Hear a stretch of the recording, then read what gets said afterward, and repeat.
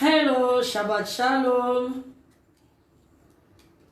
Shabbat Shalom, Shabbat Shalom, Shabbat Shalom à tous et à toutes. Quel que soit le jour, quelle que soit l'époque, quelle que soit l'année, quelle que soit la période que vous allez écouter cette information, je vous dis Shabbat Shalom. Nous sommes samedi le 4 septembre 2021 lorsque j'enregistre cette information. Je suis la sentinelle du royaume de Yahweh Elohim. Je suis Madame Awanga Soano. Je m'appelle Bokoseko Elikiamoi Ushihaya Myriam. Alors, quelle que soit l'époque, quel que soit les temps que vous allez me suivre, comme je vous ai dit, je dis merci à tous qui me suivent depuis un temps. J'ai pris la résolution d'enregistrer le contenu de tout ce que j'apporte dans ce monde, de tout ce que j'ai appris du Créateur suprême, de tout ce que je suis venu avec au monde et de ce que je suis venu faire. C'est pour ça que j'ai pris la résolution d'enregistrer tout ça et d'en parler. Aujourd'hui, je vais présenter le Maître suprême, Yehoshua HaMashiach. Je crois que lorsque je parle chaque fois, j'ai dit, quand on me pose des questions dans des chaînes de télévision, chez les journalistes, je dis toujours, mon maître est Yehoshua HaMashiach. Ceux qui viennent dans mon école, j'ai l'habitude de leur dire aussi, mon maître est Yehoshua HaMashiach. Qui est donc Yehoshua HaMashiach? Pourquoi c'est lui mon maître? Alors, en quoi est-il maître? Voilà. Aujourd'hui, j'aimerais vraiment que vous me suivez avec beaucoup d'attention parce que je veux répondre à ces questions-là qui m'est souvent posée, les questions qu'on me pose tout le temps, les questions que les gens qui m'écoutent aimeraient savoir, pourquoi tu parlais tout le temps de Yehoshua, surtout, vous savez, quand on parle Afrique, l'Afrique est le continent mère, et quand on parle Afrique, déjà au milieu des Africains, c'est incompréhensible, les Africains eux-mêmes, ils sont dans des incompréhensions permanentes, et excusez-moi, que j'arrête le son pour empêcher ce qui voudra m'appeler parce qu'ils ne savent pas que je suis en ligne. Alors, je disais que quand on parle d'Afrique, l'Afrique c'est un continent mère. Étant donné c'est un continent mère, c'est un programme qui est suivi par tous. C'est suivi par des hommes d'affaires, comment ça s'appelle, c'est un programme qui est très très très suivi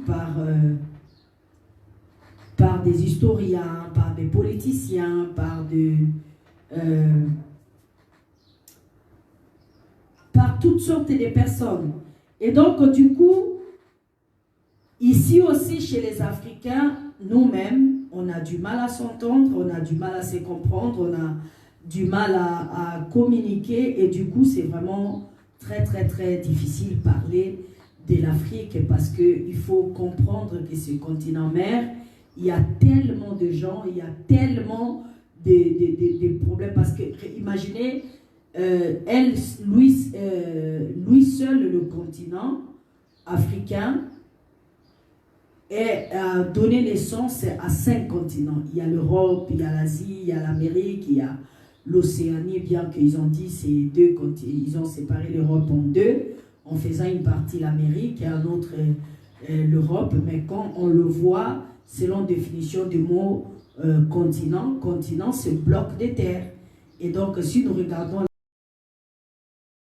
la cartographie du monde, on va dire que le monde n'a que 4 continents. Et moi, je crois vraiment fermement à ça parce que l'Amérique, pour moi, c'est toujours l'Europe. Ou l'Europe, c'est toujours l'Amérique. Parce qu'au fait, l'Amérique, c'est l'enfant de l'Europe.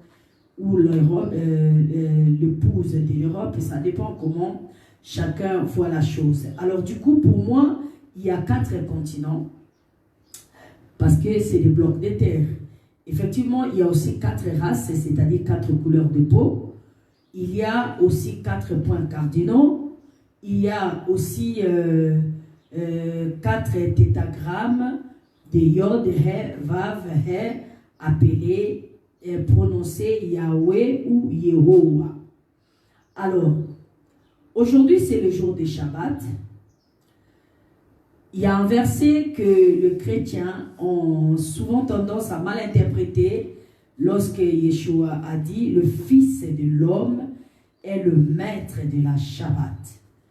Parce qu'il y avait quelque chose que Yeshua, c'est celui qui est né de Myriam. Yeshua, c'est celui qui est né de Myriam. Alors, celui qui était né de Myriam, là, son nom est Yeshua, le crucifié, l'enseveli, le ressuscité le 3e jour, le vainqueur de Golgotha, selon les Saintes Écritures bibliques, celui-là se nomme Yeshua. Alors, dans ses propos, pourquoi Yeshua? Parce qu'il est venu en chair, bien sûr. Il est venu en chair, il a vécu, il a porté la chair, il a vécu dans un territoire donné, il a mangé, bu, dormi, comme nous tous, ou comme vous qui me suivez, comme moi qui vous parle. Et donc, du coup, cette entité-là, c'est une personne charnelle. Alors, celui-là est un hébreu, celui-là est un juif. Il est né dans la spiritualité ou dans la religion ou dans la croyance judaïque. Et donc, son nom est Yeshua. Alors, Hamashiach, c'est un titre, ce n'est pas un nom. Ces titres-là, chez les Hébreux, il y a Mashiach et Hamashiach. C'est 2 titres différents. Celui que le juif attend, c'est HaMashiach. Maintenant, Mashiach, c'est le titre qu'on a donné, le concept hébraïque, c'est-à-dire une personne qui viendra sur terre pour résoudre le problème d'un peuple dans une période, pour finir avec toutes les souffrances des Juifs. Et c'est lui-là, c'est que les Juifs attendent jusqu'à 11 jours, puisque les Juifs, leurs problèmes ne sont pas encore finis, comme nous le savons tous. Alors, en partie, est-ce que le problème finira parce que la personne est venue, ou bien le problème finira parce que les gens doivent écouter la personne, doivent obéir à la personne, doivent respecter la personne pour que leur problème soit résolu. Ça aussi, c'est deux choses que nous allons parler aujourd'hui, parce qu'il y a deux problèmes là.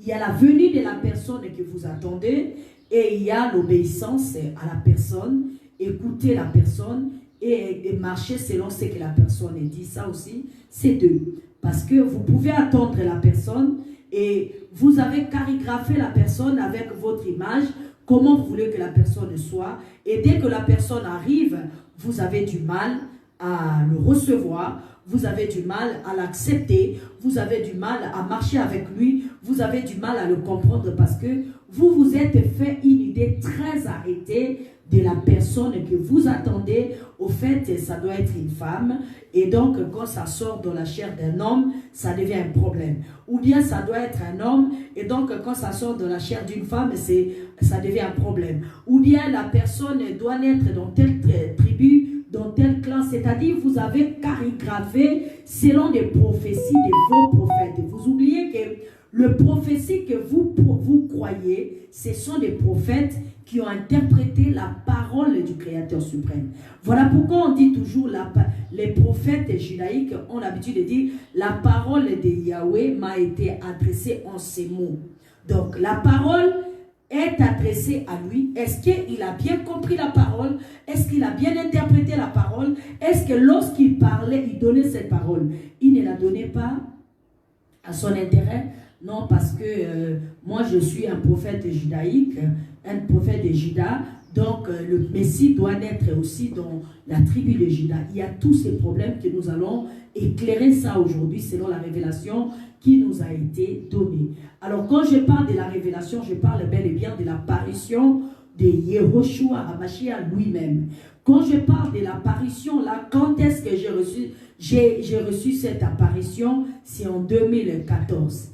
Après ma résurrection, parce que je suis morte et je suis allée à l'au-delà. Cela a été fait avant que je vois l'apparition. Quand je suis allée à l'au-delà, je n'ai pas entendu des mots, je n'ai pas entendu des langues, j'ai juste reçu le message qu'on m'a dit de venir transmettre à l'humanité, de venir transmettre au peuple africain ou dans ce continent que moi j'appartiens. Un point, c'est tout. Mais on ne m'a pas parlé, que j'ai pas vu, c'était comme ça. Non, on m'a dit, va leur dire de faire ce que tu as vu ici. On m'a permis de voir ce monde-là, que les uns appellent un paradis, les autres appellent le ciel, les autres appellent le royaume. Et moi, je préfère l'appeler le royaume éternel, parce que c'est comme ça, j'ai vu là-bas. On m'a dit que c'est, regardez, c'est ça le royaume, et va leur dire, instaurer le royaume sur la terre. C'est dans ces termes que j'avais vu et j'avais entendu lors de mon voyage à l'au-delà. Alors, c'est en 2014 qu'il y a eu l'apparition de cette entité que j'appelle Yehoshua HaMashiach, et c'est lui qui m'a expliqué des choses que je vais expliquer aujourd'hui. Je vous remercie de me suivre et j'aimerais que vous partagez cette vidéo à plusieurs personnes pour qu'eux aussi bénéficient de ce que vous écoutez, parce que on m'a dit de vous dire et on me dit de vous dire aussi d'aller dire à quelqu'un, et celui que vous allez dire, dis-lui aussi de partager cela. Ne tenez pas la vérité pour captif. Que vous y croyez ou pas, en tout cas partagez, il y a quelqu'un qui pourra y croire et ça pourra changer la vie de quelqu'un. Je vous remercie. Alors, aujourd'hui c'est le jour de Shabbat. Il y a un verset biblique que tout le monde dit, ah, il a dit, il est le maître, le fils de l'homme est le maître de la Shabbat. Je vais trouver ça, permettez-moi, je pense que c'est dans le livre de Yohanan, ou pour les francophones, le livre de Jean. Jean chapitre combien? Il faut que je trouve ça, permettez-moi. Le Fils de l'homme est le maître de la Shabbat. C'est dans le livre des Jean. Bon. De toute façon, vous connaissez ça, vous allez chercher ça. Ceux qui ne connaissent pas, posez-moi la question, je vais vous chercher ça pour trouver. Je ne vais pas perdre mon temps à trouver ça maintenant, ma tête n'est pas dans ça. Merci. Le Fils de l'homme est le maître de la Shabbat. Le Fils de l'homme, le Fils de l'homme. Le Fils de l'homme est le maître de la Shabbat. Le Fils de l'homme. On n'a pas dit le Fils d'Élohim. On n'a pas dit le Fils de Dieu. On n'a pas dit le Fils, excusez-moi. Je vous demande mes excuses. Je crois qu'il y a un problème de ce côté. Je vais arranger ces caméras. Je vous reviens tout à l'heure.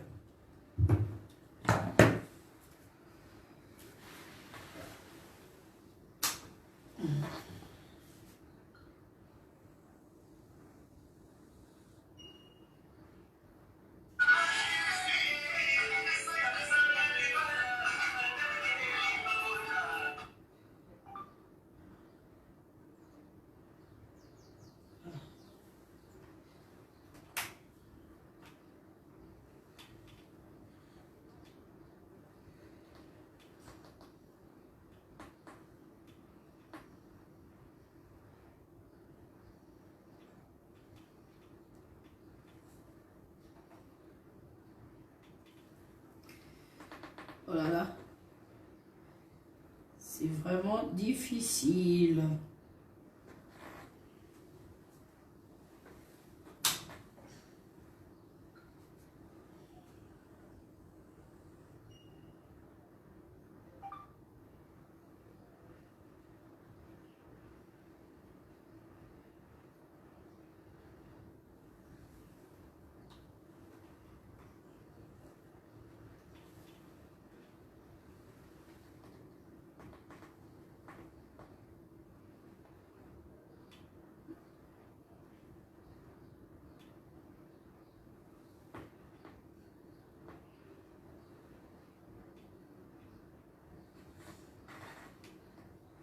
Voilà.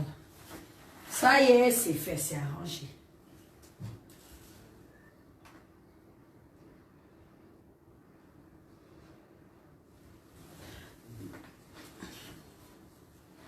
C'est fait, c'est arrangé. Ça déconne un peu, mais bon. Je fais comme je peux, hein. Comprenez-moi. Alors, le Fils de l'homme est le maître de Shabbat. Le Fils de l'homme est le maître de Shabbat.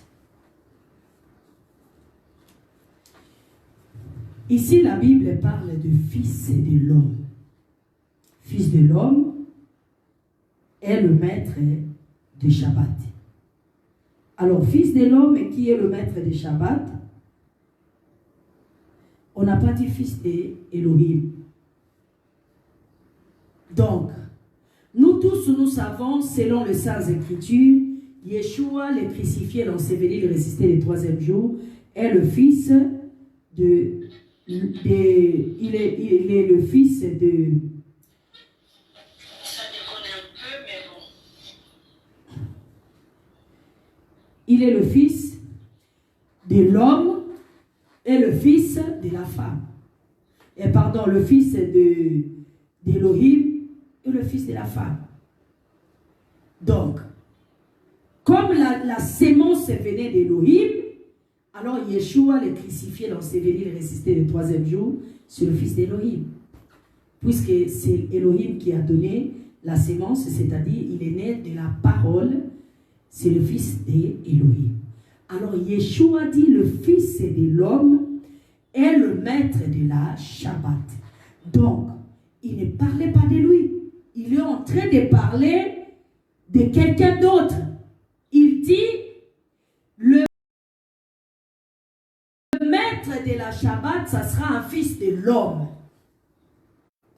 C'est tellement simple, non? Le maître de la Shabbat, ça va être fils de l'homme. Et non fils d'Élohim. Pourquoi? Parce que on parle bel et bien de la Shabbat. Fils de Elohim, c'est Yeshua. Yeshua le crucifié, l'enseveli, le ressuscité le troisième jour, le vainqueur de Golgotha est le fils d'Elohim. Parce que la sémence est venue de l'esprit.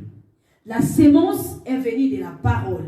La sémence qui lui a fait naître est venue de la parole. Et la parole est esprit. Et donc, du coup, Yeshua est quoi? Fils d'Elohim, qu'une femme a porté dans son sein pour qu'il puisse voir le jour. Mais en vérité, il est quoi? Le fils d'Elohim. C'est pour ça on appelle le fruit par son arbre et pas par la terre qui a là où est siégé l'arbre.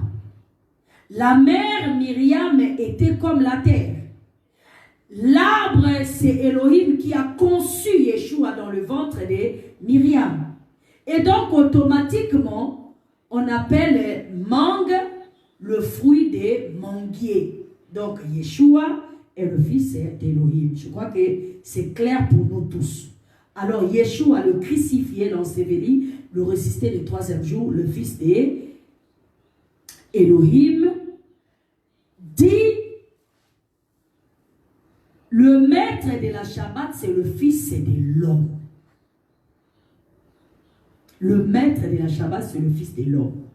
Yeshua, dans toute la Bible, donne sa prophétie sur l'avènement des fils de l'homme. Il dit ceci, le fils de l'homme viendra. Lorsque le fils de l'homme viendra, lorsque le fils de l'homme viendra, il parle ici des fils de l'homme, il ne parle pas des fils d'Elohim, puisque c'est lui, le fils d'Elohim. Il est en train de dire aux hommes, préparez-vous à recevoir votre frère. Préparez-vous à recevoir le fils de l'homme. Donc, les choses qui manquent aux hommes, j'enverrai un homme pour vous les donner. J'aimerais que vous puissiez une bonne fois faire la différence entre l'homme, le fils de l'homme et le fils d'Elohim. Yeshua, le crucifié, l'enseveli, le ressuscité le troisième jour, l'agneau de la rédemption universelle est le fils d'Elohim. Ça, c'est la Bible qui le dit. Il est le fils d'Elohim, donc il n'est pas le fils de l'homme. Il est né de la femme. La femme n'a pas de sémence. La sémence vient toujours de l'homme. Donc la femme est la Myriam qui a conçu dans son sein. Cette sémence-là qui est venue quelque part, cette sémence vient de qui? D'Elohim. Et donc, si vous comprenez cela, arrêtez de confondre le fils de l'homme et le fils d'Elohim. Voilà pourquoi vous ne recevez pas le fils de l'homme. Voilà pourquoi ça ne marche pas. Pour que l'Afrique soit libre, pour que l'Afrique soit affranchie, pour que toi qui m'écoutes, tu aies la solution à tes problèmes, pour que toi qui me vois, tu puisses avoir la question à tes réponses, tu dois accepter le fils de l'homme. Le fils de l'homme. Le fils de l'homme, c'est une personne qui est née de l'homme. La sémence qui est sortie de l'homme. Et cette sémence qui est sortie de l'homme, en hébreu, on l'appelle Yehoshua HaMashiach. C'est lui le maître de la Shabbat. C'est lui que le monde attend. Alors, les Juifs attendent qui? Yehoshua HaMashiach. Les Juifs savent que le Fils de l'homme naîtra. C'est le Fils de l'homme qui va résoudre nos problèmes. C'est le Fils de l'homme qui va répondre à toutes nos questions. C'est le Fils de l'homme qui va solutionner nos problèmes. Mais maintenant, il y a un problème. Chaque fois que le Fils de l'homme vient, les Juifs ont du mal à l'écouter. Les Juifs ont du mal à le recevoir. Les Juifs ont du mal à comprendre. Les Juifs avaient, je parle bien des Juifs antiques.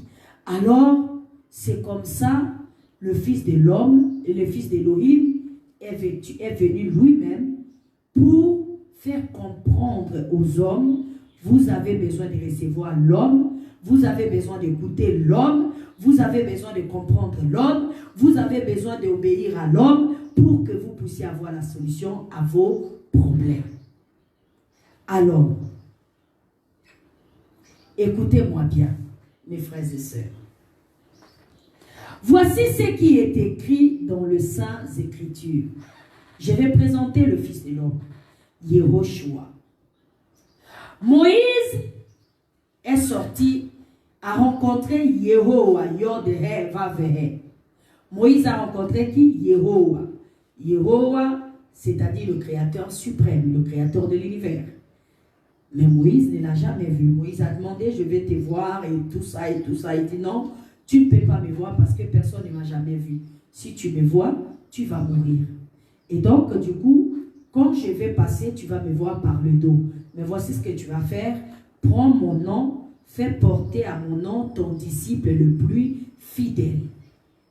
Ton disciple le plus fidèle va porter mon nom et moi je serai avec vous à travers mon nom. Quel est le nom qu'il a révélé à Moshe?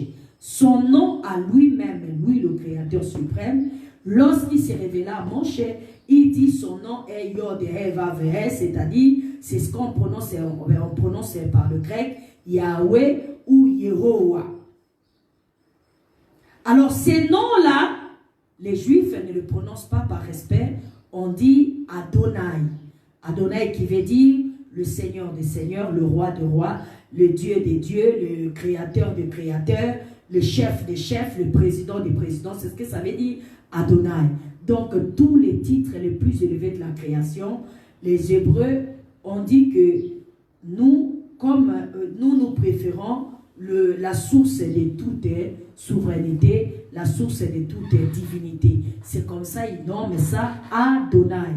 Parce que Seigneur en hébreu c'est Adon, Dieu en hébreu Elohim, etc. etc. Maintenant, comme ce nom-là, Yod-He, Vav-He, a du mal à être prononcé, c'est comme ça les Hébreux ont préféré dire, ils ont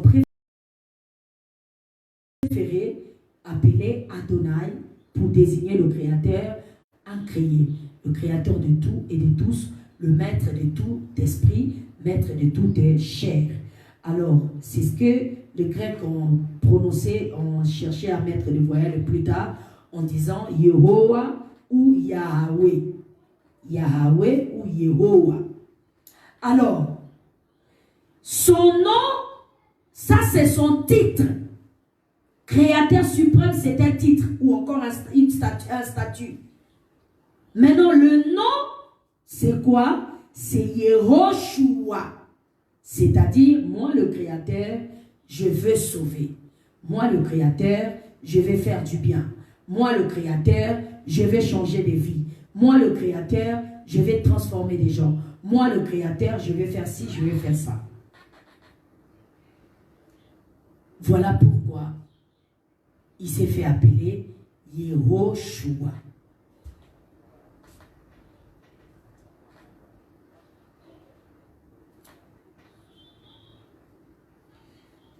Donc le nom Yehoshua veut dire tout simplement le Créateur suprême veut sauver les créatures que lui-même il a créées. C'est tout. C'est ce que ça veut dire Créateur suprême. Yehoshua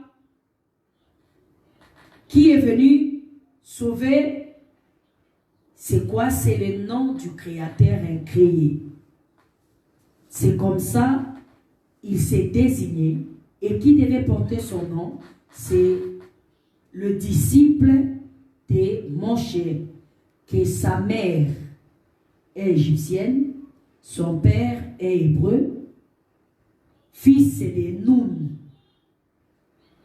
Donc, ou encore c'est sa mère qui était juive, et c'est que son père qui était égyptien. Je n'ai pas trop de maîtrise par là, pour ne pas dire de bêtises. Je vais fouiller ça après pour mieux comprendre.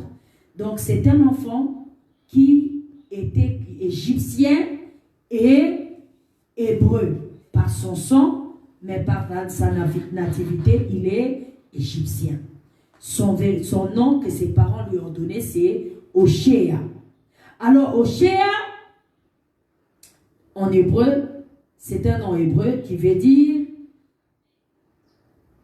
le salut, être délivré, être sauvé, être béni, être changé, c'est ce que ça veut dire Oshéa. Alors, le Créateur suprême vient lui faire porter le nom de Yehoshua. Yehoshua, qui veut dire tout simplement, ça y est ici. Ça, c'est la Bible, la Sainte Bible, traduit d'après les textes originaux hébreux et grecs. C'est toujours Louis II. Alors ici, c'est un Bible révisée. Vous allez voir comment on a écrit ici clairement. Je vais vous montrer ça pour que vous compreniez ça.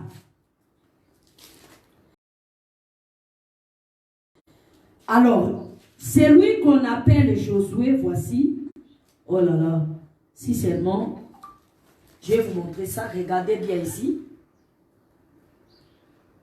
Là où j'ai souligné là, j'espère que vous avez vu ça. Là où j'ai souligné, regardez bien. Vous voyez, ces Bibles en français, on dit, ces livres de la Bible a pour titre le nom d'une personne. Il s'agit des successeurs de Moïse. Ces derniers changea son nom Oshéa. Oshéa avait dit, il sauve, il donne la victoire ou il libère en Yehoshua, qui veut dire Adonai est le sauveur, Adonai est celui qui donne la victoire et Adonai est celui qui libère. C'est ici dans la Bible. Donc son nom Oshéa a été changé par Yehoshua. Maintenant les traducteurs ont traduit Oshéa par Osée, ils ont traduit Yehoshua par Josué. Alors, ces choses dans cette Bible, on a écrit ça pourquoi? Certainement, lorsqu'ils ont traduit auparavant, ils ne savaient pas qu'un jour, les gens vont chercher à comprendre comment c'était écrit dans la langue originelle. Voilà pourquoi, à la fin, ils ont voulu maintenant éclaircir des choses. Mon frère, ma soeur.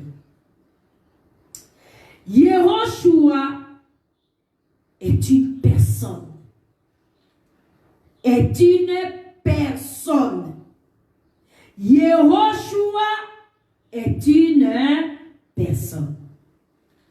Je répète encore, Yehoshua est une personne. Cette personne-là est le véritable.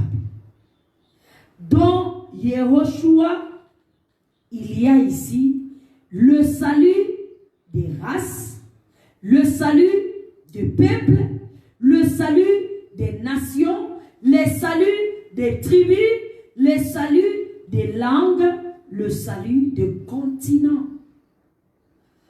C'est ce que ça veut dire. Donc, une autre race ne peut plus être au-dessus d'une autre race. En Yehoshua HaMashiach. Une autre race ne peut pas dominer l'autre race. Un autre peuple ne peut pas dominer un autre peuple. Une autre personne ne peut plus dominer une autre personne. Parce que en Yehoshua, il y a la victoire, il y a la libération, il y a le salut et il y a le verbe sauver. Donc nous voyons ici le verbe sauver, nous voyons ici le verbe libérer, nous voyons ici le verbe conquérir. Ça c'est en Yehoshua. Et c'est lui, Yehoshua, la seule à avoir quitté de l'Égypte jusqu'à Canaan, selon le Saintes Écritures. Lui et Caleb. Tous les autres sont morts en chemin. Ils n'ont pas vu la terre promise. Pourquoi? Parce que ils n'ont pas cru à Hamashiach qui était devant eux. Ils n'ont pas cru à l'homme qui était devant eux, mais ils ont cru à la parole de l'homme. Ça ne fonctionnait pas. Lorsque Moshe leur dit, Yahweh, le Dieu de vos pères m'envoie, ils ont cru en cette parole. Ah oui, oui, c'est vrai, il va nous libérer, c'est vrai, parce qu'il y a la promesse. Maintenant, lorsque Moshe commence à leur dire, voici ce qu'il dit, ne faites pas comme ça, faites comme ça, ne faites pas ça, faites ceci, ne faites pas. Pour eux, c'était tout un problème. Mes frères et sœurs, j'ai enlevé le micro, ça me gêne. C'est très important que tu comprends aujourd'hui. Tu es en train d'attendre le salut de l'Afrique. Le salut de l'Afrique est déjà venu. Mais comment tu as reçu ce salut-là? Tu es en train d'attendre le salut de ta famille. Le salut de ta famille est déjà venu. Comment tu as reçu ce salut? Comment tu es en train d'attendre le salut de votre peuple? C'est déjà venu. Comment vous avez reçu? Il est très très important pour ceux qui croient à la Bible de comprendre ces choses.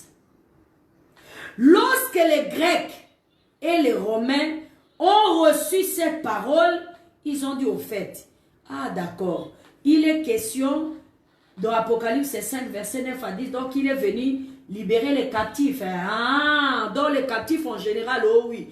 Il a payé l'agneau, l'offrande pour la rédemption de tout le monde, oh oui. Ah d'accord, nous, on va l'appeler à notre langue. C'est comme ça, ils l'ont appelé Jesus. Jesus ou Jesus. Zeus, c'est le dieu, le roi des dieux grecs. Dis, ça veut dire désigner, c'est celui-ci. Jesus, ça veut dire tout simplement, voici Zeus. C'est comme ça les Anglais ont appelé Jesus. Christ, c'est un titre. Le Christ ou Christ ou Christos dans toutes les langues du monde.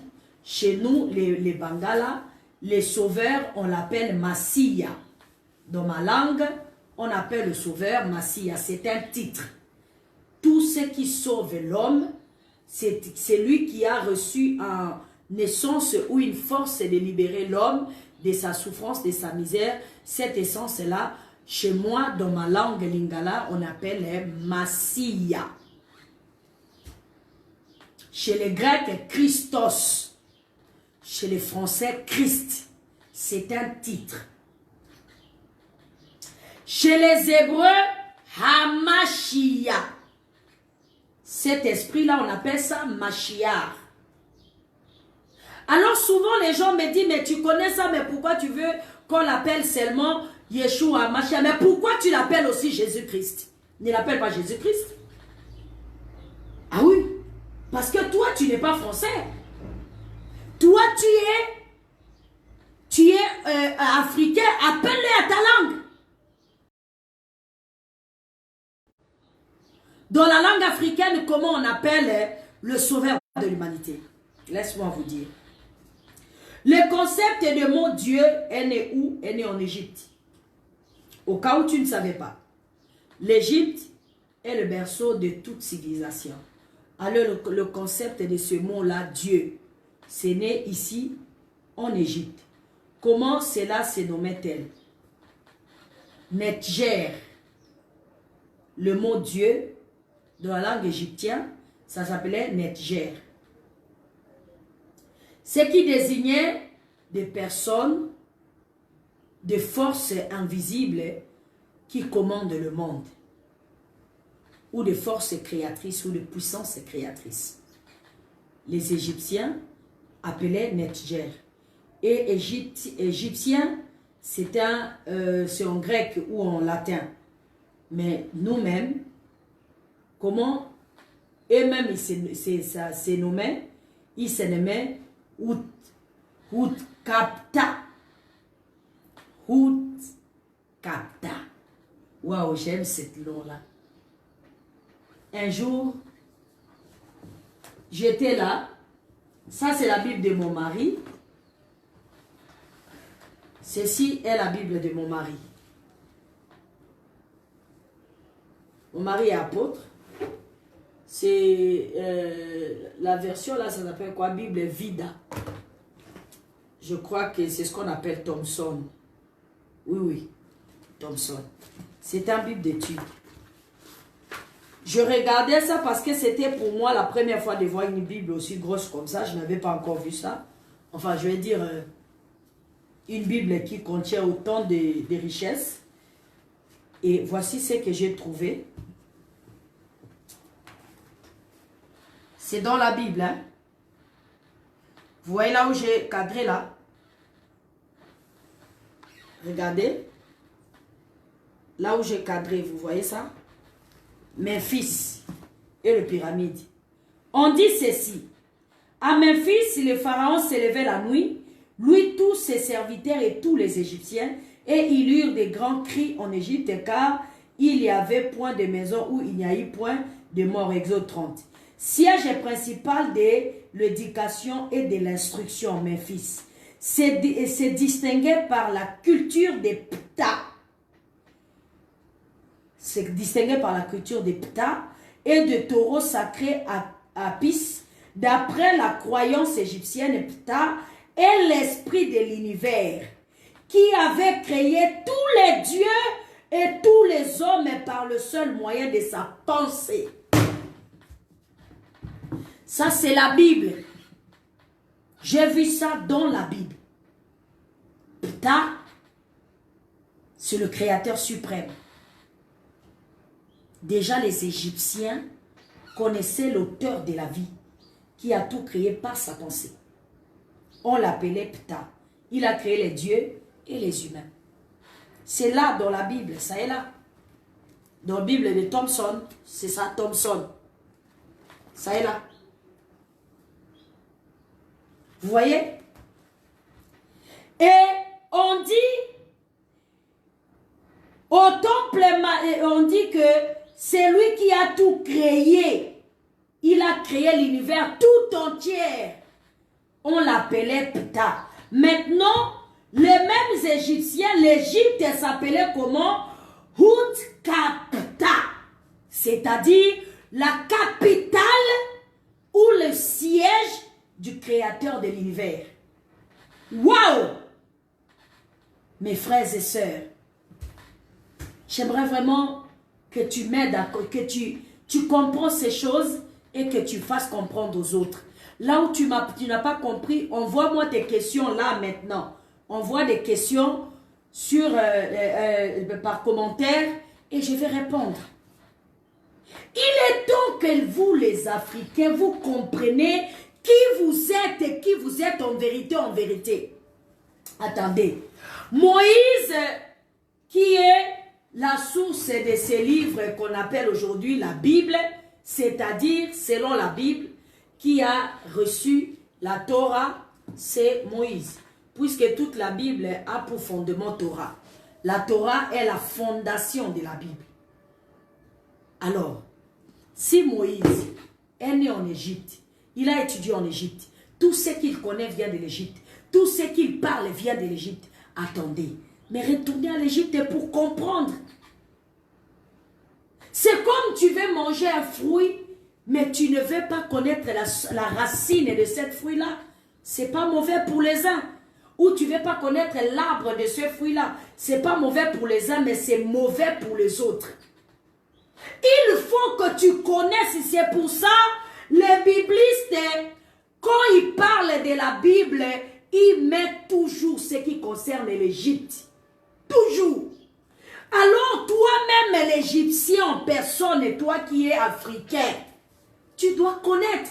Alors comme par hasard, Yahweh Elohim, le créateur de l'univers, se révèle à Moïse, il présente son nom est Yehoshua HaMashiach.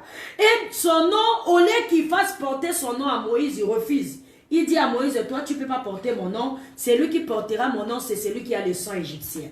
Ça doit te réveiller. Ça doit te révolter. C'est Oshéa, fils de Nun, qui porte le nom du Créateur suprême.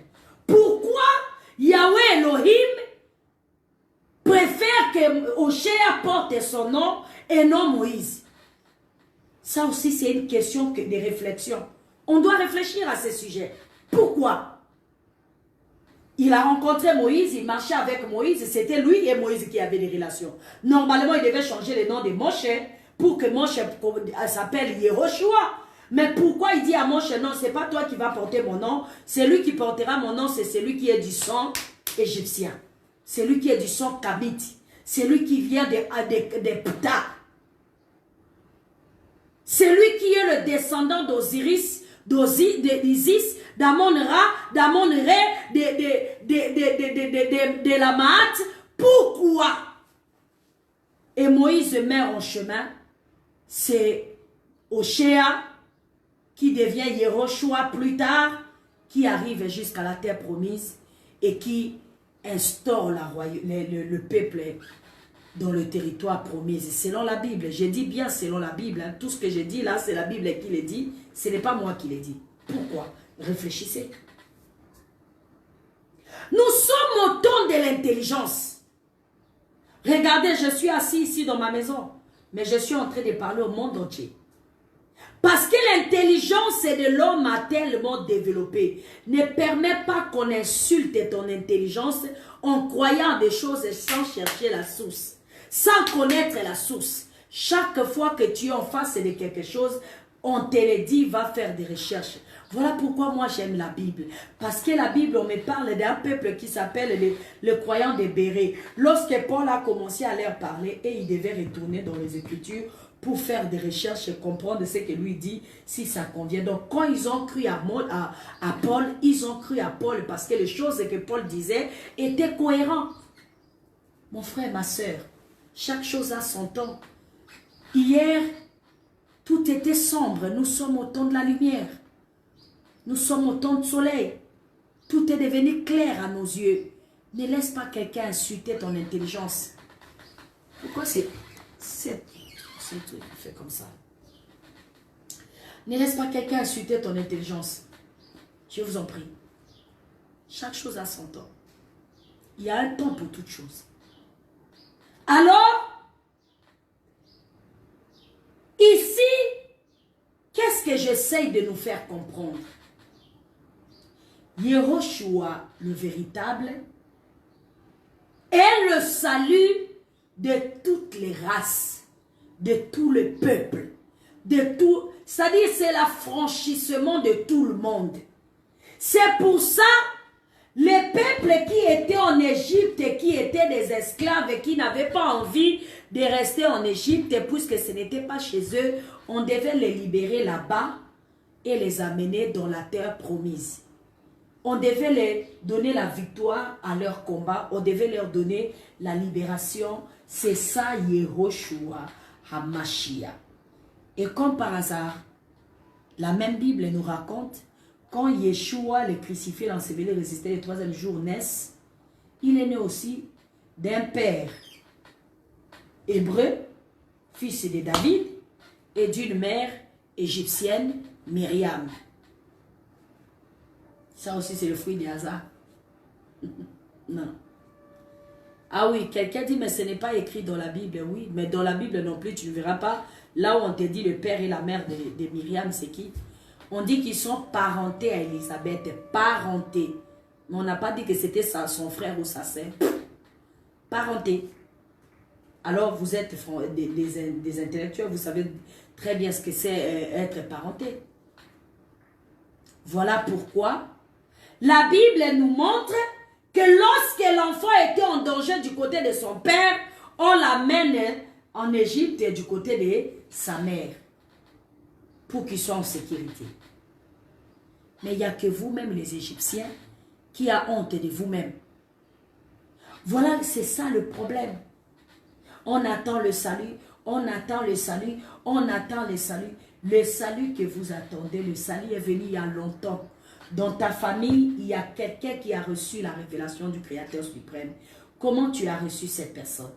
Dans ton quartier, il y a quelqu'un qui parle du Créateur suprême. Dans ton quartier, comment vous avez reçu cette personne? Dans votre nation, il y a une personne qui a parlé du Créateur suprême.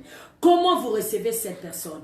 Dans votre nation, dans votre continent. Et c'est là, et dans toutes les époques, dans toutes les saisons, dans toutes les périodes, parce que dans chaque époque, les problèmes ne sont pas les mêmes.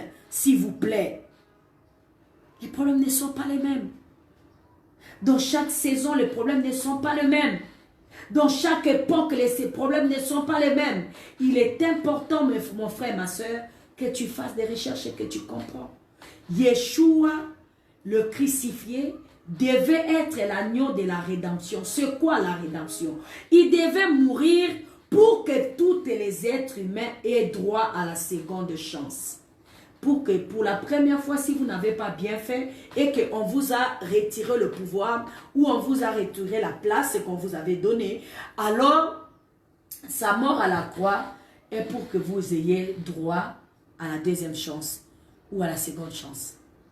C'est ça le but de la mort de Yeshua, le fils d'Élohim. L'agneau d'Élohim qui ôte les péchés. Ce n'est pas l'agneau de l'homme. C'était ça le but. Il est mort pour ça. Alors, aujourd'hui, est-ce que le problème est résolu? Non.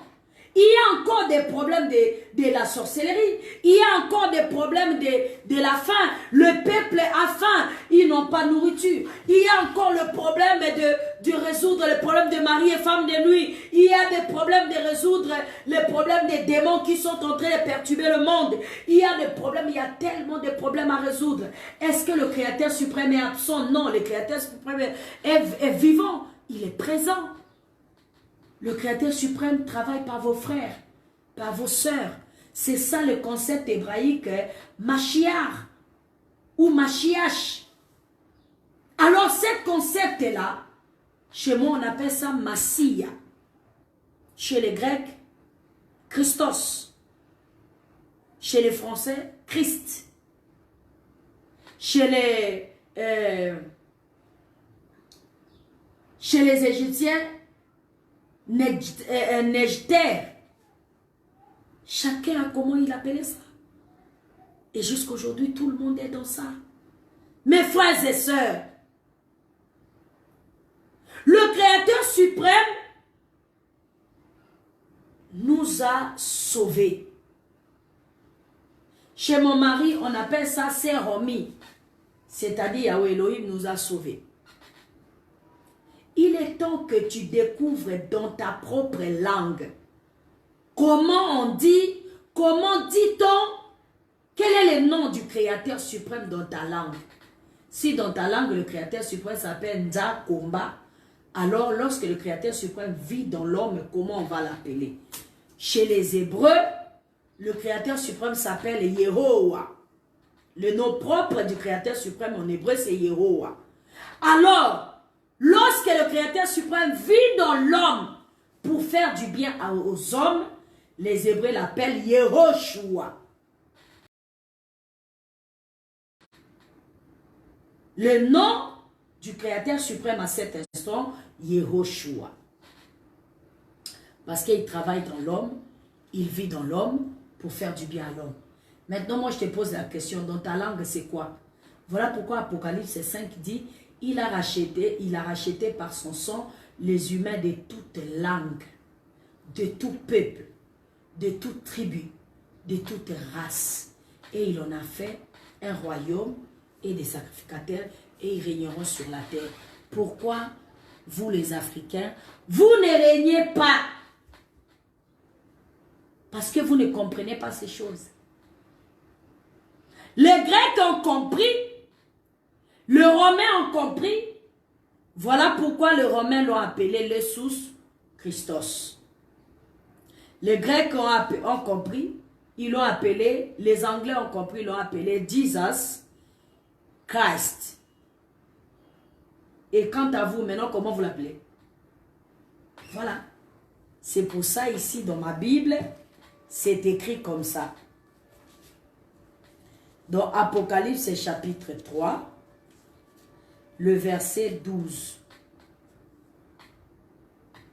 Apocalypse 3, le verset 12. Celui qui vaincra, je ferai de lui une colonne dans le temple de mon Elohim, et il n'en sortira plus. J'écrirai sur lui les noms de mon Elohim et les noms de la ville de mon Elohim, de la ville de Jérusalem qui descend du ciel, d'auprès de mon Elohim et mon nom nouveau. Vous voyez ça? Ici, il y a, il faut être colonne dans le temple de son Elohim.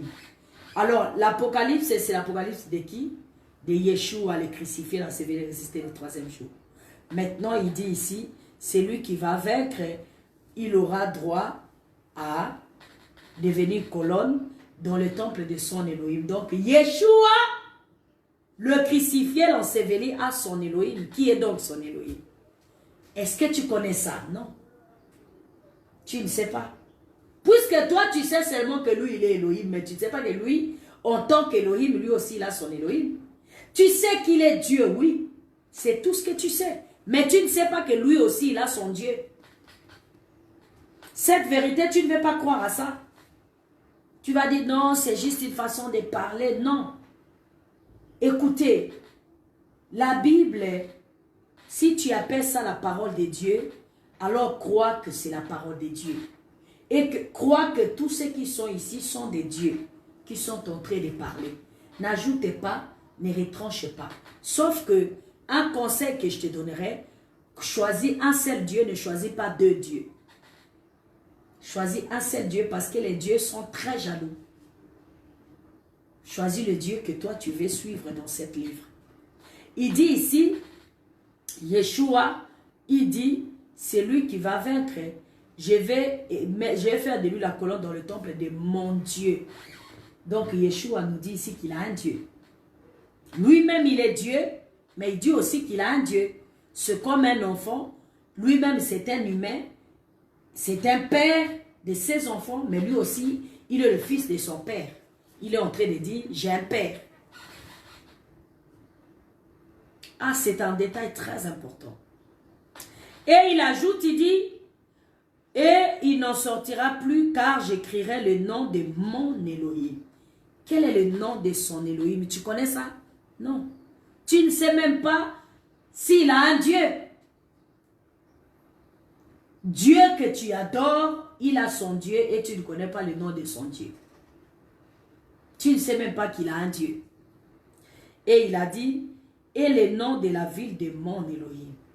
Le nom de la ville de son Dieu, tu ne connais pas. Et il dit, de la nouvelle Jérusalem qui descend du ciel auprès de mon Elohim. L'épouse de son Dieu. Parce que Nouvelle Jérusalem, c'est l'épouse. L'épouse est là. De Dieu de Yeshua, tu ne connais pas. Et il ajoute, il dit, à la fin, il dit, tout ça là sera révélé dans mon nom nouveau. Donc ici, on parle de la ville sainte, la Nouvelle Jérusalem, c'est-à-dire l'épouse d'Élohim. On parle d'Élohim lui-même et on parle du Père d'Élohim. C'est tellement beau. Va lire ça dans Psaume 45 et tu vas voir ça. Va lire ça dans Psaume 82, tu vas comprendre. Ton Dieu a un Dieu, mais tu ne connais pas le Dieu de ton Dieu. C'est comme ton père a un père, mais tu ne connais pas le père de ton père, qui est ton grand-père. Si tu ne connais pas ton grand-père, est-ce que tu connais ton père? Parce que si tu connais ton père va te parler de son père. Et si tu connais le père de ton père va te parler de son père. Parce que ce qui sera libre, c'est le peuple de la 4e génération. Si tu ne connais pas la 4e génération de la divinité que tu es, comment tu vas être libre? Mes frères et sœurs, c'est triste. C'est triste pour le chrétien. Je parle bien des chrétiens africains. Le chrétien européen, les chrétiens occidentaux, ils ont fait leur temps. Lorsqu'ils ont reçu cette révélation, ils ont dit, ah d'accord, donc il a libéré tout le monde. Ok, ceci nous appartient, nous reprenons ce qui est à nous, ce qui n'est pas à nous, on ne va pas prendre. Ils ont pris ce qui est à eux, ce qui n'est pas à eux, ils n'ont pas pris. Et ils ont donné un nom, Jésus-Christ, qui veut dire je suis le seul et l'unique Seigneur et Sauveur. je suis le seul et l'unique Seigneur et Sauveur. Pour désigner qui? Pour désigner la personne de Yeshua HaMashiach. C'est ce qu'ils ont dit. C'est ce qu'ils ont fait, mon frère, ma soeur. Jésus-Christ, ça c'est les Occidentaux. Ce n'est pas pour vous, les Africains. Comment vous désignez cette personne-là, le crucifié, l'enseveli, le ressuscité le troisième jour? Comment vous le désignez? Lorsqu'on les a présentés Yeshua comme étant l'agneau de la rédemption, ils ont cru à ça. Ils ont dit, ok, si c'est lui l'agneau de la rédemption, si c'est lui, parce que c'est Constantin qui explique ça. Constantin a dit, si c'est réellement lui, le grand roi, et qu'il est mon roi à moi, je veux qu'il me donne la victoire dans ce combat, et à mon retour, je vais valoriser ce qu'il est. Et c'est ce qui a été fait. Et quand ça a été fait, il n'a pas voulu l'appeler à la langue hébraïque. Il a appelé à sa langue à lui. L'empereur Constantin, il dit Jésus-Christ, c'est-à-dire je suis le seul et l'unique Seigneur Sauveur. C'est ça Jésus. Dans la langue, comment on appelle? Dans la langue française. Maintenant, chez eux, ça a marché. Mais ici, chez vous, depuis que vous appelez Jésus, Jésus, ça ne marche pas. Ça ne marchera jamais. C'est ce que j'essaie de vous dire. Pourquoi ça ne marche pas? Pourquoi? Premièrement, parce que vous ne croyez pas qu'il est venu en chair et qu'il a porté la chair dans la langue hébraïque. Il faut que vous respectez la langue hébraïque. Parce que celui-là est venu chez les Hébreux. Donc, il faut que vous le connaissez d'abord dans sa langue, dans son nom véritable, qui est le nom qu'il a porté la chair avec. Ensuite, vous le désignez à votre langue, parce qu'Apocalypse 5 dit, il a racheté les hommes de toute tribu, de toutes langues. Mes frères et sœurs, cette confession que j'ai faite aujourd'hui, c'est en 2015 que l'Esprit me parle de ça. 2015, parce que c'est en 2014 que Yehoshua me révèle tout ce que j'ai dit là. Mais je n'ai pas accepté ça. J'ai dit non, moi, je ne peux pas accepter qu'il soit appelé Jésus-Christ. Ils ont mal fait. C'est en 2015 que l'Esprit m'a parlé en me disant, regarde Apocalypse 5, verset 9 à 10. Il a racheté les hommes de toutes les langues. Ça veut dire que les gens doivent avoir la liberté de l'appeler à leur langue. Le problème, c'est que les Français l'ont appelé à leur langue. C'est pour ça qu'ils sont heureux. Maintenant, vous, quand vous l'appelez à la langue française, toute la gloire retourne chez les Français. Il faut que vous l'appelez à votre propre langue. Dans ma langue, Lingala, on dit Yesu Massia. Lorsque les gens l'appellent Yesu Massia, moi je dis, mais pourquoi il n'y a pas d'exaucement? Et tout le monde ici appelle Yesu Massia. Dit, il n'y a pas d'exaucement. Pourquoi? Parce qu'ils n'ont pas la connaissance de sa personne. La connaissance de sa personne est importante. La personne, c'est-à-dire, c'est lui qui a porté la chair et le sang. C'est lui qui est la rédemption, c'est-à-dire, c'est le sang là, la chair et le sang qui a donné la rédemption. Ce n'est pas l'esprit. C'est d'abord la chair et le sang. Vous devez avoir la connaissance de sa personne. Vous devez savoir qu'il est né chez les Hébreux et son nom en hébreu c'est Yeshua HaMashiach. Donc quand vous l'appelez à son nom Yeshua HaMashiach. Et si vous le désignez Yesu Massia, il n'y a pas de problème. Mais quand vous adorez celui que vous ne connaissez pas, il n'y aura pas d'exaucement. Romains chapitre 10 dit, comment invoqueront-ils un Dieu qu'ils n'ont pas connu? Comment connaîtront-ils si quelqu'un ne le fait pas connaître? C'est en 2015, mais j'étais sceptique à ça, je n'ai pas voulu, j'ai dit non. Parce que pour moi, il faut qu'on l'appelle seulement à la langue hébraïque. Il faut qu'on l'invoque seulement en hébreu. L'Esprit m'a dit, oui, toi tu dois l'invoquer que en hébreu. Mais les autres doivent le parler à leur langue. Pour toi, c'est hébreu. C'est ce que l'Esprit m'a dit. Parce que c'est l'agneau de la rédemption pour tous. Ça ne marche pas, ça ne marchera pas. Chaque fois que les Africains continueront à dire Jésus-Christ, Jésus-Christ, vous êtes en train d'empoisonner vos vies. C'est la vérité. Combien des années le nom de Jésus-Christ est invoqué dans ce continent? Pourquoi ça ne marche pas? Ça ne marchera jamais. C'est le sauveur de l'humanité, oui. Humanité, tu écoutes bien le sauveur de l'humanité. Toi, tu es humain, tu es Mukongo. S'il t'a sauvé, toi, il t'a sauvé en tant que Jésus-Christ. Non, c'est lui qui t'a sauvé à la croix et Yeshua HaMashiach.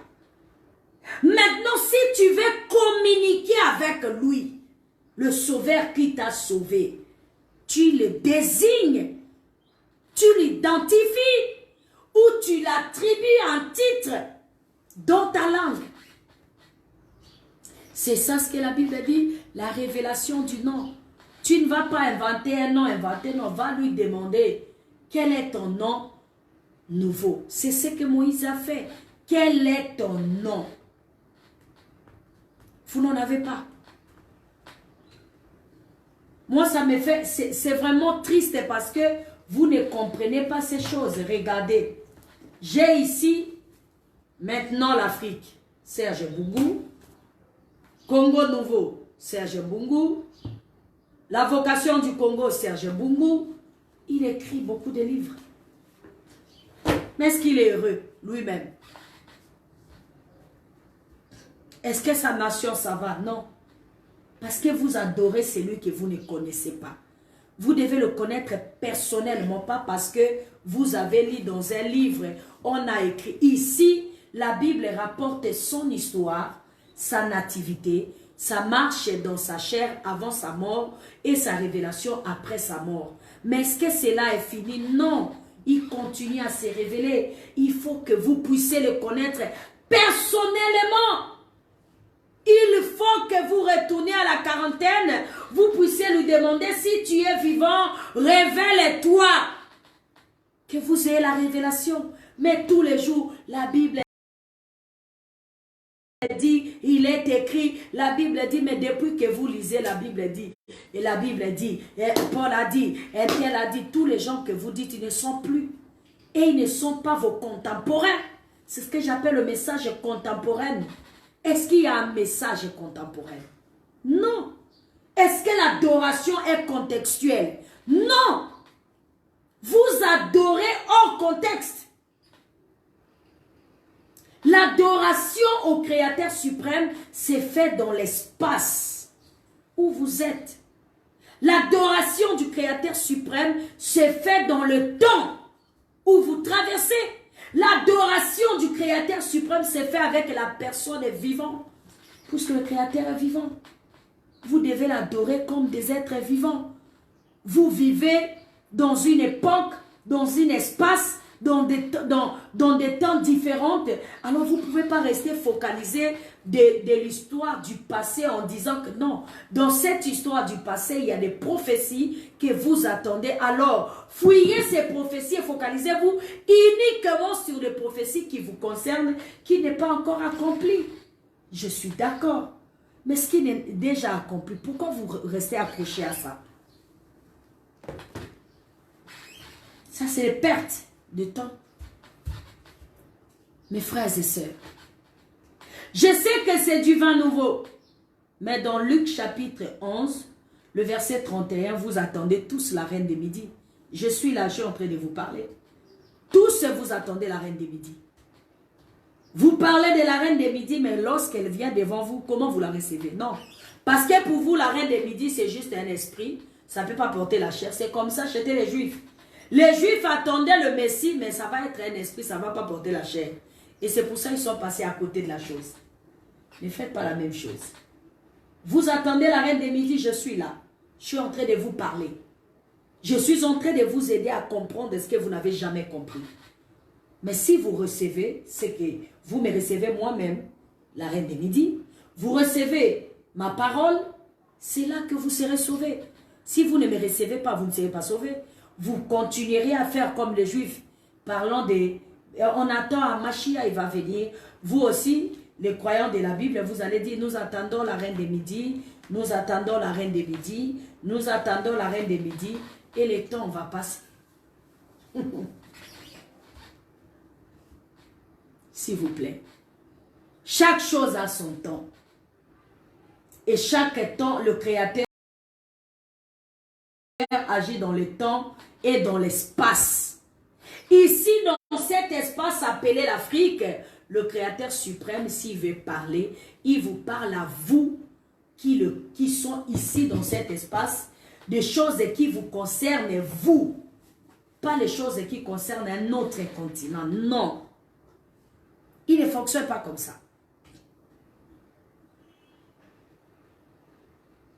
Et il vous parlera dans le temps. Comme là, il est en train de vous parler. D'abord, pour que vous compreniez, c'est à quoi vous accrochez tellement. Parce que vous accrochez à ça, parce que vous pensez que le salut est dans ça. Vous pensez que la vie est ici. Mais vous ne voyez pas que c'est un livre. Si tu jettes dans l'eau, ça se détruit. Tu jettes dans le feu, ça se détruit. Le salut, c'est dans la parole du Créateur suprême. La parole, ce n'est pas dans l'écriture. La parole, elle est vivante d'abord. Et c'est après qu'elle devient écriture. Et cette parole qui est écriture aujourd'hui, c'est la parole vivante des vivants qui étaient dans le passé, qui ne sont plus. Évidemment, toute parole du Créateur doit concorder avec celle du passé pour qu'on sache que c'est réellement ça. Évidemment aussi, il faut que vous regardez, c'est lui qui apporte cette parole, est-ce qu'il converge avec sa propre parole? Est-ce qu'il est concordant avec sa propre parole? Ou encore, ce n'est qu'un micro qui parle, comme ce micro, vous voyez, si j'allume, je me mets à parler, ma voix devient plus forte, ça sort là-bas dans le baffle, mais cette parole-là ne peut pas rester dans ce micro. Pourquoi? Parce que le micro est connecté au baffle et la voix, ma voix, ne sort pas dans le micro. Ma voix sort dans le baffle. Dans le micro est un pont qui me relie entre moi et le baffle.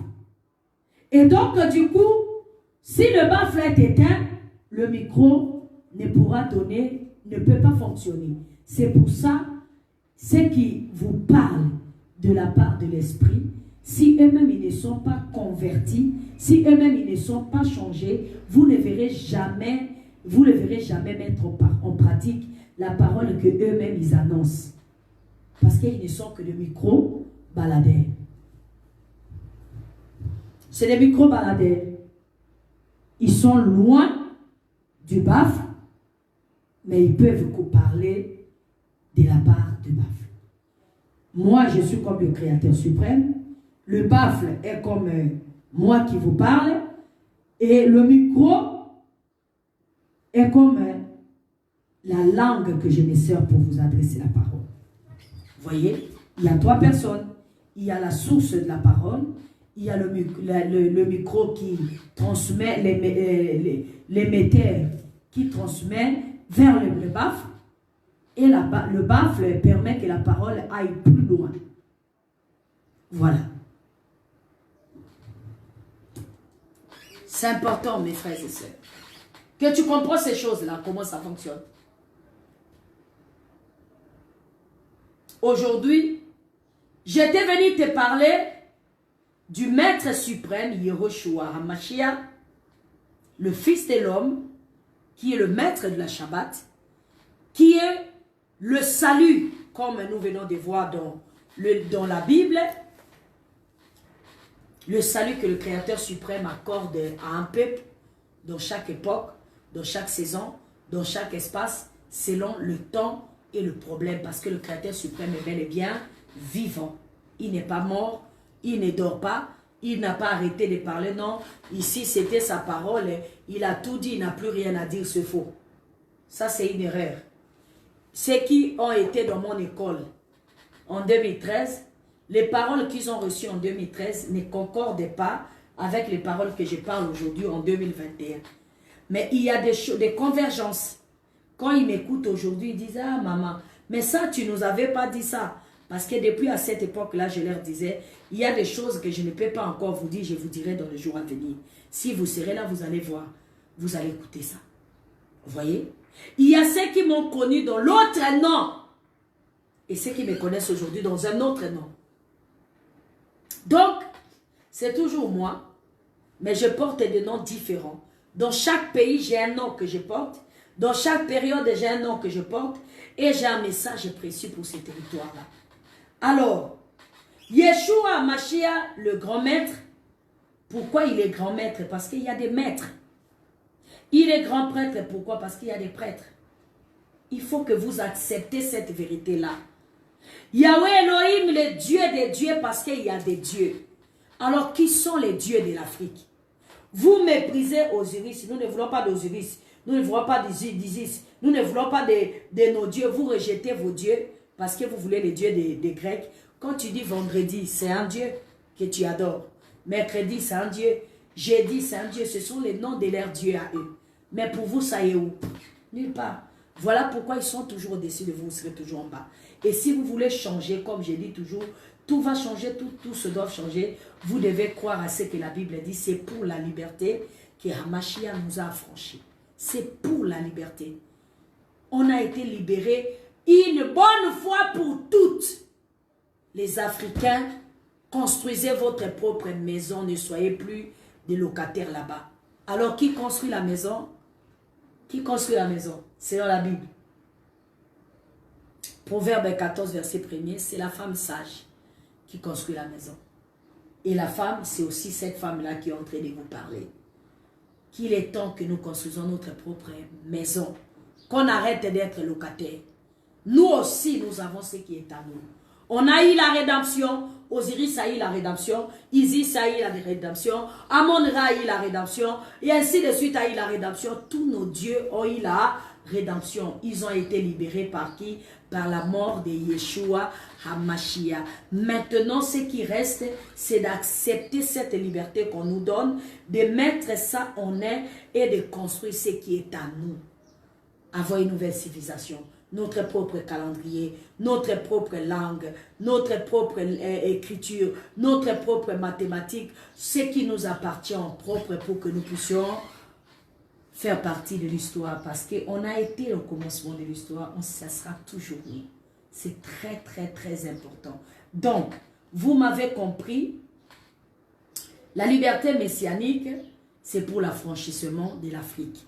Et c'est ce que j'appelle, ce nouveau continent affranchi, ne s'appelle pas Afrique, elle s'appelle Africa Maat. C'est-à-dire, le Kama a été affranchi par la loi de l'équilibre et de la stabilité, par l'amour, la justice et la vérité de la Maat, la déesse mère. Voilà ce que j'étais venu vous dire. Mes frères et sœurs, lisez encore la Bible. Plongez encore dans la Bible. Si vous avez des questions, contactez-moi au 00 242 06 936 17 03 00 242 06 936 17 03.